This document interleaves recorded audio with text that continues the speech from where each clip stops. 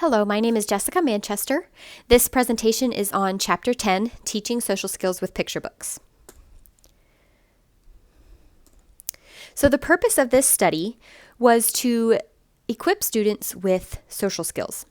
This teacher concluded, it is a middle school teacher, if students cannot stay in class or interact with their peers appropriately due to poor behavior, then they're not going to be able to access the academic curriculum.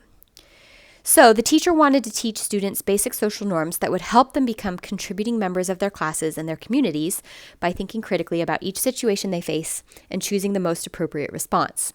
So the goal of this study was to teach students essential social norms so they can have access to the essential academic instruction. So the research question was, will reading the Berenstain Bears children's books orally to my students, addressing various social situations, improve student responses to hypothetical social situations, and improve critical thinking?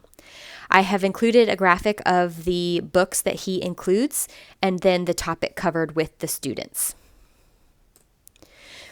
So the background of this study, he included many academic journals that he referenced. So it has been shown that addressing non-academic social skills may actually have a more positive impact on student interactions than academic social skills. Instruction must be relevant to the student's life to be effective. This is a bit of a known and seems like a no-brainer. Social skills training needs to focus on emotional regulation of the individual student as much as his response to social stimuli. I think this is especially important to the middle school grades. The teacher also concluded that students will spend more time outside of the classroom environment over the course of their lives than in, so the training needs to serve them both at school, work, and in the workforce. He also states that picture storybooks meet students where they are in life while also providing a rich hypothetical construct for students to explore social interactions. So ultimately, this teacher wanted to equip these students to have these non-academic social skills in order to be successful both in school and in life.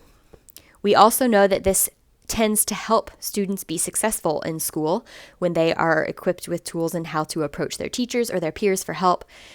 They are typically more successful. So the research methods, he read the book together as a class under the document camera, and they discussed throughout. So he engaged students in a 14-question pre-test and post-test. I have included that on the next slide. And students are to answer the question. He then uses a rubric to grade them on 1 to 3, 3 being they've got it, they've done a great job in this, and then 1, not so much. So they were assessed in 3 areas, so they got 3 grades for each question. It is appropriateness of their response compared to their peers, the level of critical thinking suggested by the response, and then the level of personal responsibility the student took for his actions in his response. So each student should have gotten 3 scores in their pretest, and then again, 3 scores in their post-test based on these 3 areas.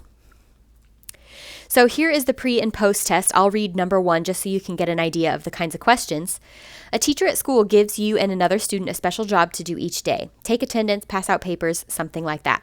While you like the idea of the job, you soon don't like the fact that it takes time from your day. Do you continue to perform the tasks, or do you shirk your responsibility? So as you can see, it is an open-ended, a few sentences to answer the questions. This is the pre and post test.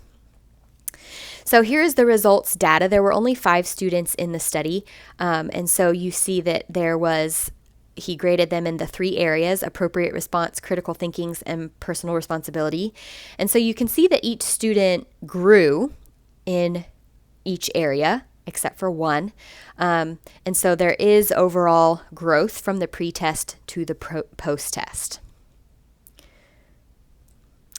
So there were only 5 students. 4 were males, 1 female, 3 7th graders, 2 8th graders, 3 African Americans, and 2 white students. It was located at a middle school in their remediation period that is provided by the school. So the first 35 minutes of each day is devoted to remediation or enrichment classes. And so this teacher did this in that time.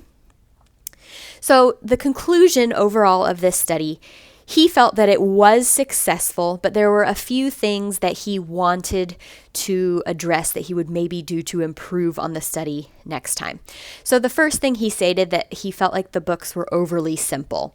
So he did feel like the books were a little bit predictable and students could predict what was happening rather than having to think critically about what they should do or would do in those situations. So he felt that this was visible in their lack of critical thinking score. He just felt like these books perhaps did not offer enough opportunity for the students to have to think critically. Like I said, he did believe the intervention was successful. Students did enjoy it and they were engaged in discussing.